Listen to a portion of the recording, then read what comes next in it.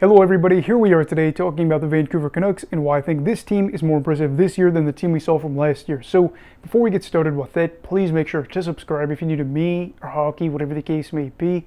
Being said, let's get on into it. So last season, Vancouver seemingly had success out of nowhere as they went from 83 points to 109 points and ended up winning the Pacific Division and entered the offseason and approached this season with a lot of questions kind of swirling around the team.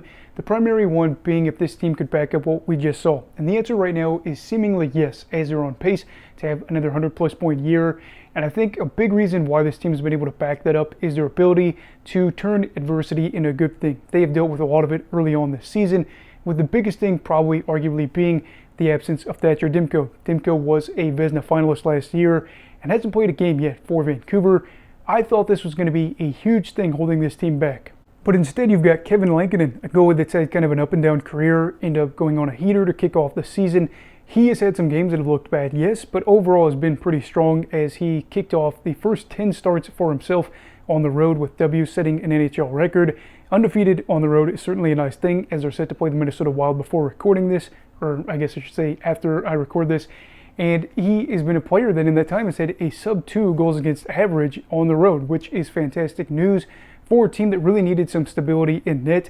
Getting it on the road is also special. It's not just him either, too, as he's been dealing with the absence of JT Miller since about mid to late November. He's taken a personal leave of absence, but since he's gone, they've been okay. Maybe not perfect, but they've only had one game they failed to score more than 3 goals, and they ended up winning that game 2-0. And again, kind of circling back to this absence thing, you are dealing with the absence of Brock Besser. He's missed, I believe, 7 games at the time of recording this on the year. A player that had a career year last year, and with him and Miller kind of being out of the lineup, the lines have shuffled around a little bit, not just to them either.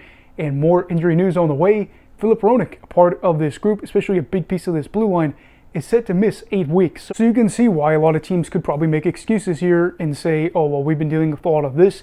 But Vancouver is not making that case. And I think the thing that I love about this group is they aren't winning comfortably, but boy, are they winning games. And it's been on the road. I was going to do a video specifically about the road trip, but with the news of Hronek's injury, I wanted to do a video instead about how this team has dealt with adversity. And I doubt you want 3 Vancouver Canucks related videos in a row. So instead we're talking about this. But if they beat Minnesota tonight on the road, they'll have picked up 5 wins on a 6-game road trip. That's impressive, again, considering all the things that have kind of gone against them. Dakota Joshua, another guy that was out at the beginning of the year, kind of just throwing that in there, by the way. But this team, again, is just finding a way to get it done. I think they're on an 8-game win streak on the road, and they are choosing not to bow down. They are chipping away and trying to stay proactive in a time where they probably should have fallen in the standings a little bit. And I think the good news is, especially with this run as of late, I don't see them falling out of the playoff picture. So if you're a Vancouver fan, this is a positive. I don't think teams like Calgary or St. Louis will be able to challenge them. And even if Colorado kind of boosts up into the standings, I still feel like Vancouver will probably be at worst a second wildcard team. Maybe under a guy like Jim Montgomery, St. Louis kind of gets a push going. But Calgary's lost 4 in a row, and the Canucks kind of seemingly keep winning there. You know, again, I think they've got some games in hand against some other teams that are in the division. And I feel pretty confident about this side making it to the playoffs.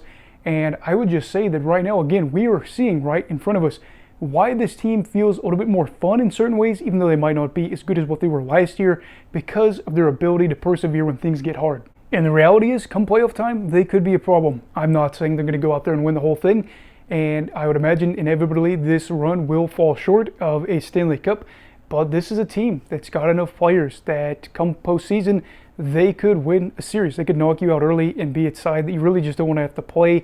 And I think that if the year kind of progresses and they are still staying afloat and things are going well, they could rise in the standings. They are a side that should be getting healthier. Brock Besser's already back in the lineup. I'm not really sure about the Miller situation, so we're not sure there just yet. But looking at potential return of Demko, if he's able to play well, paired with somebody like Kevin Lankinen that is an experienced goalie, you have to feel pretty confident about that. They've been a pretty good team defensively at 5-on-5. And even though the power play is not expected to do as well as it has, I'd like to think that they will still kind of keep things going afloat there too.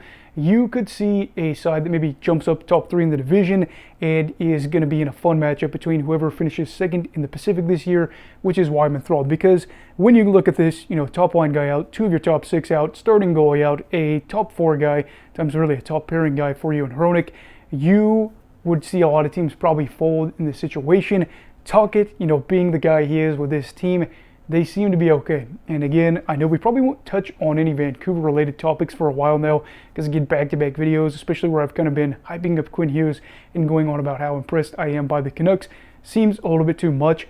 But again, I still feel like it's something that we should be talking about here, as it is impressive. And it's not just the big name players that have stepped up. It's not the guy like Quinn Hughes that we talked about possibly being able to win a Norris this year. It has been the role players, if you will, that have been able to contribute here. They've got multiple games where they've got 5 goals or more.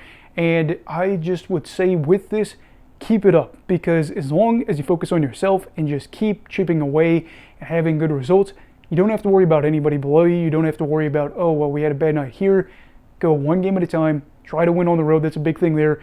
Do the best you can at home and wait out the injuries. Now, could they deal with more injuries, or could guys come back and struggle? Yes, but for now, we're kind of focusing more on the good instead of the bad. If Vancouver has a really bad stretch of play, I will kind of, play devil's advocate and then do a video about that. Surely I have no problem doing that, considering I've gone some rants before about Vancouver and how they really frustrated me. But this is where you just say that you're kind of proud to be a fan of a team. And that's all I'll say. So anyway, what are your thoughts on the Vancouver Canucks for this season?